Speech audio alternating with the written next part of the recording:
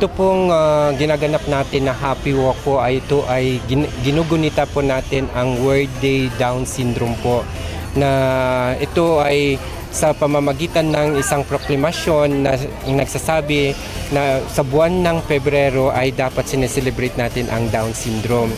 Pero pagdating sa March, tayo ay nakikiisa sa buong mundo na sa pamamagitan ng mga iba't ibang larangan ng aktibidades kagaya ng Happy Walk ay nagpapakita lang tunay na ang ating gobyerno ay nakikiisa, nakikilawak at nakikialam po sa mga taong may kapansanan dulot ng Down Syndrome, na itaas natin ng kanilang dignidad bilang taong may kapansanan po.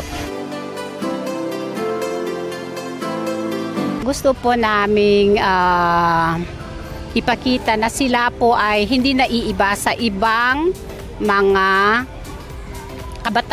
sa mga bata or sa mga tao. Sila po ay they just have the disability but they are normal like other people, and we are proud to show to the others na sila po din ay masaya. Nandito po sila sa na nakikisalamuha sa lahat.